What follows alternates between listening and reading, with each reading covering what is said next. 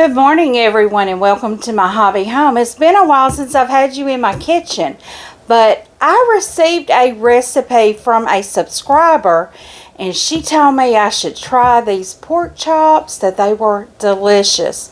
And when I received the recipe and looked at it, so simple. So right now I'm in the midst of running around getting ready for Christmas, trying to cook other meals.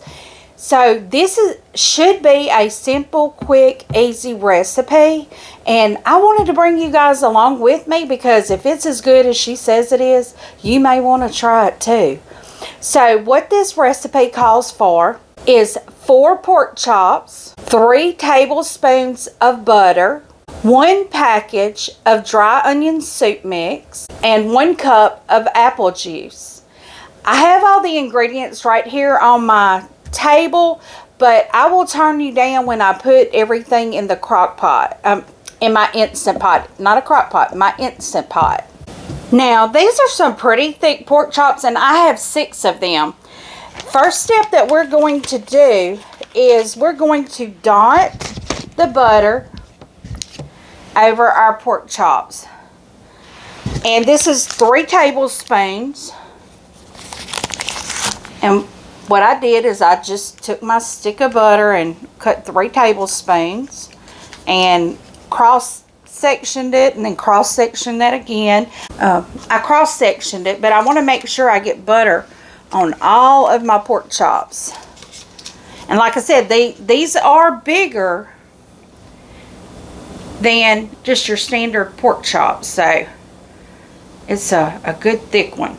So we want to make sure we get plenty of butter in there. Once we get our butter in there, we sprinkle it with the onion soup mix. So I'm going to sprinkle my onion soup mix.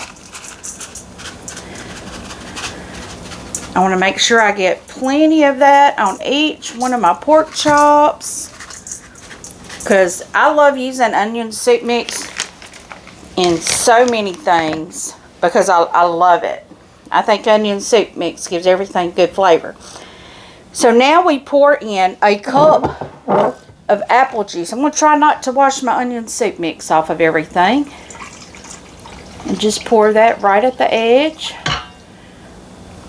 Now, the apple juice I use is no sugar added.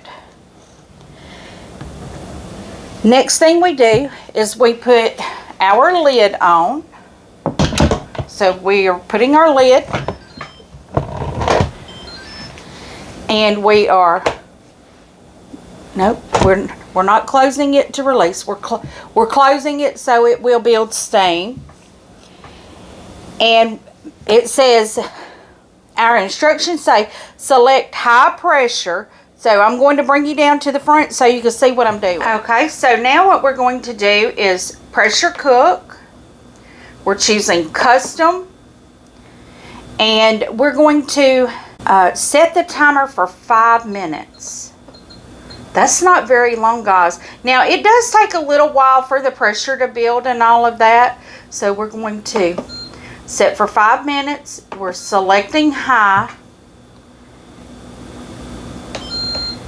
and we're starting this. Now, of course, it preheats, which is bringing the pressure up. And we will allow it to natural release.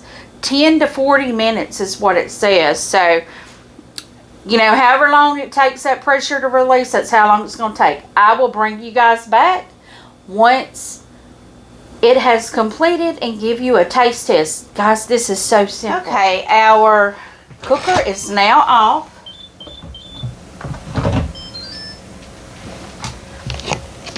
Okay, guys, here is our pork chop, and I'm going to do a taste test on it. Now, it is still very hot.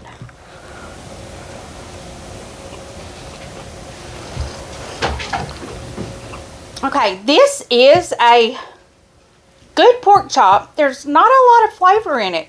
I thought it would take the apple juice.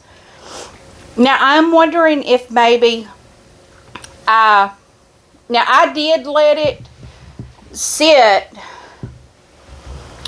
for about 15 minutes. After the lever went down, it said it was okay to open. I did let it sit for 15 more minutes. So however long, it does need salt and pepper.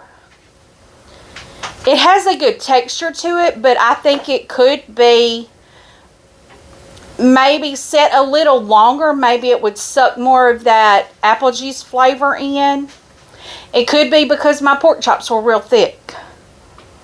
So I don't think they're as tender as they could be, but that could be because of the thickness of my pork chops. Because if you'll look here, that is a thick pork chop. So it could be because of the thickness. But it does not have a bad flavor. It's got a good flavor. It tastes like a pork chop. But it does need, for me, I like more salt. But overall, this is a good pork chop. I would say add some seasonings of your liking to this. Because, like I said, it was only those 4 ingredients. It was just the pork chops, the butter, the onion soup mix, and the apple juice. I would definitely add salt and pepper. What I would probably do is add Creole seasoning to it to give it a little more kick. But overall, I do know that this is a good base for a pork chop, and I will make more this way. So if you're still here, give me a thumbs up. If you have not yet subscribed, please click that subscribe button. Leave a comment. If you have a recipe for pork chops that you use in the Instant Pot, let me know. I would love to try them out. You will notice I do eat more pork chops and beef than chicken. I don't know, unless you have like a banging recipe for chicken in the Instant Pot, because I do not fry. I do not, I hear people talk about the air fryer. I have an air fryer, but I don't use it a lot. I do use my Instant Pot because it's a put it in there, leave it alone. But leave a comment. Let me know what you think about this. If you have a recipe, leave it down there for me. And as always, until I see you again, have a very blessed day. Goodbye.